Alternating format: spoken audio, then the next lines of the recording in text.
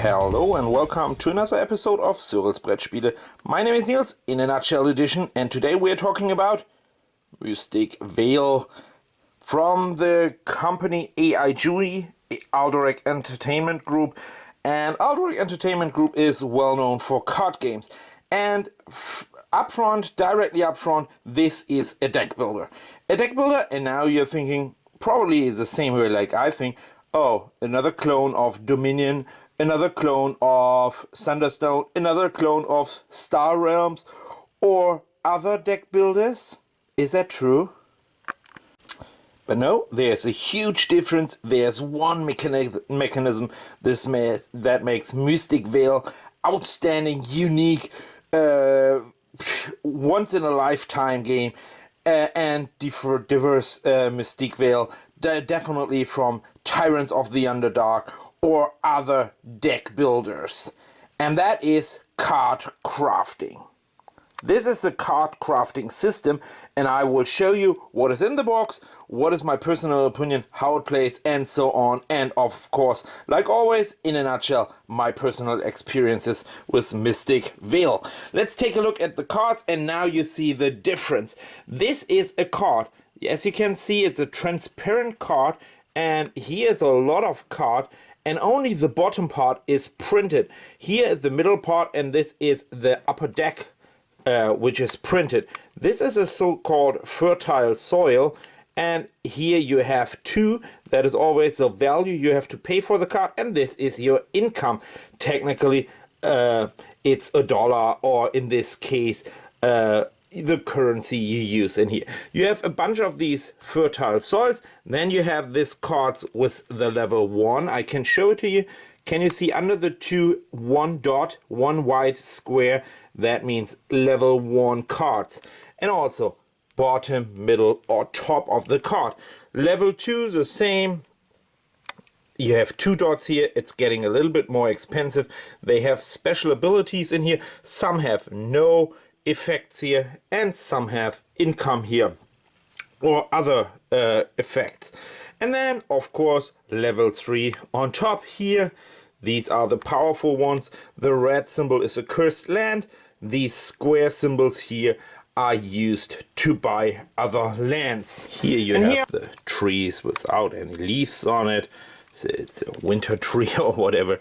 And then you have the autumn tree with this beautiful red leaves on it. Both of these are available. By the way, when you turn it around, you have leaves on it.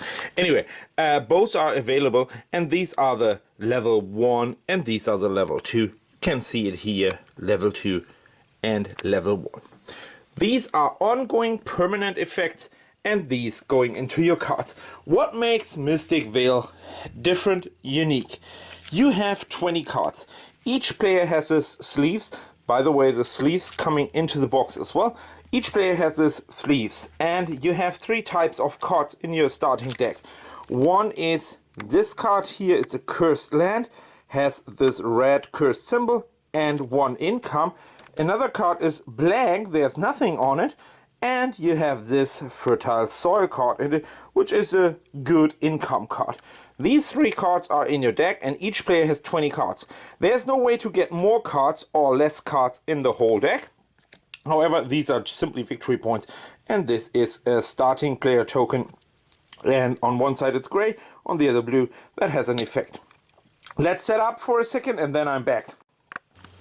This is a possible setup, and you set up or refresh after you finished your round. So when the other players are playing, you are refreshing, and you are refreshing until you have 1, 2, 3 red symbols here, or cursed symbols. I will show you these cursed red symbols here. On the starting deck, they are only on the cursed lands. However, you are flipping around. This is called your field. This is your on-deck card. This is your deck, and here you will have a discard pile. Now, when you flipped over the 3rd cursed tile, stop and wait until your turn is ready. Then, like on this helpy cards here, you have the planting phase, the harvest phase, the discard phase, and the preparation phase. Now you are in the planting phase. You can push your luck on in this turn. When you do this, take this card, put it over here, and flip around another one. If there's a cursed land showing up, like in this case, another of these decay symbols, your round is immediately over and you flip over your round token. Flip it around from the unused side to the this blue side, and you can use it later on. Your turn is over, you remove all of that to your discard pile, flip it over, and then you're immediately, with skipping the harvest phase, you're definitely going immediately into the discard phase. Next player can immediately start your turn, and you're starting revealing your cards. Let's assume, just for demo purposes, instead of you're also pushing your luck again and push that here in. Now, then you flip around another card, you say, okay, one more time. Now you have another blank card, and you have still 1, 2, 3 cursed symbols here, or decay symbols. Then your round, you can at any time pass and say, okay, I'm not pushing my luck any longer. What you're doing now, and let's assume this is face down, now you're going into the harvest phase, but only if you not have 4 of the decay symbols here. When you harvest, you count up your symbols. 1, 2, 3, 4, 5 blue symbols, as you can see. I will show you the blue symbols a little bit closer. 5 of these blue symbols here, and now you're going shopping for $5. And that is a phase where this is a typical deck builder. Now you have $5 and you're trying to get the best card for $5. So you're taking a closer look into this corner here. 3, it's okay. You will find someone for 5. Here, this. And now you can buy either this card, 1 or 2 cards. Let's assume I would take 2, one of these, and they are always available, this fertile soil cards. So I take these 2 cards here. Now I have these 2 cards, and I slip them into one of my cards, and that is where this game is unique, outstanding, and cool. In either an empty slot like here, in this empty card, just simply take it and slip it in. It's a little bit tricky with one hand, however I will try to show to you. If you ask me why I have one hand, because I hold the camera in the other hand, but it's a sleeve, so it works. So you can slip it in here. You could also slip both of them in here. You can slip that in any other here, for an example, but you can never override one of these. Simple and easy. You can buy up to 2 cards from here. You could also buy these. These are available for the symbols. However, you have no of these starting symbols on your starting hand. They are coming here from the good cards. And sometimes you have also victory points on this. This means collect 4 victory points when this is on one of your cards or in one of your cards, and you harvest with it, and it's in your field. When you harvest, it's over. You take 1, 2, 3 victory points. You play until the victory stack is over. Then you have an even number of rounds, so everybody has the same number of rounds, and you prepare your deck after. So all of this goes into the discard pile. The top card is here, is the first one who goes into your field, and you flip it around like this and start a new one. One thing you always have to keep in mind, only the cards in your field are counting for buying cards. The other cards here on deck cards is not counting. You replenish this one here until the stack is over, and that is going on and on. Now maybe you think, wow, that feels like a normal deck builder. And yeah, that's true. However, the one moment in the game when you buy a couple of these things like this here, let's assume that would be a cool combo. And now you take them and slide these cards in here. Hopefully it works like this. And you craft your own card. That is a brilliant moment. I really like this crafting mechanism. And that is one of the things I always try to do in a nutshell and wanted to tell you. This game for me, and now we are going into my personal experiences, and all of my playtesters had the same feeling, by the way. This game feels very strong, like Dominion meets Splendor. Splendor, you have always this available, and it refills like this here, and you're going from the lower cards to the higher cards. That's a strong Splendor feeling. However, it feels like Dominion. You have $5. What can I buy for $5? What is the best card I can buy, or the best two cards I can buy for 2 cards? By the way, these are called advancements. Now you're sitting there and thinking about why. What can I buy for, these are mana, by the way.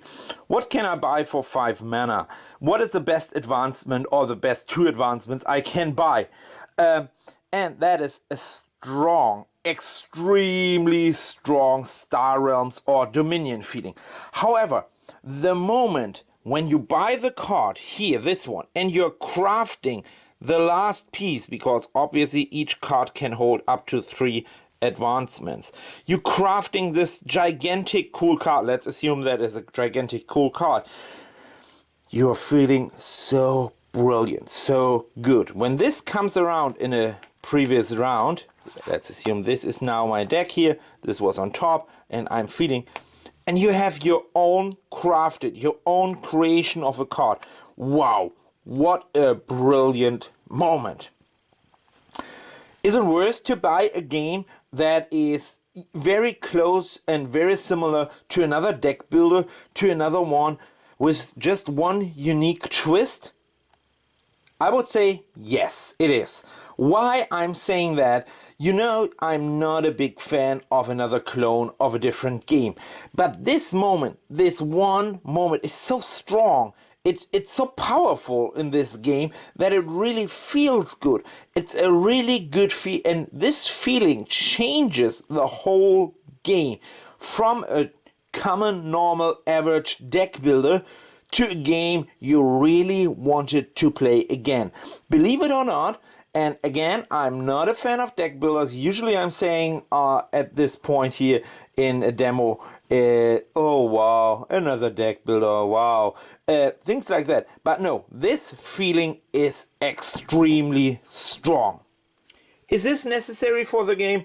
Okay, that gives you a second way to get victory points beside this one. That gives you ongoing effects, which are usually good. So for an example, this is pretty cheap, only 2 symbols for it, and harvest, during harvest train, gain additional mana. So for a cheap card, you have an ongoing +1 mana effect. You also can have these cards here that let you turn something into wild manas.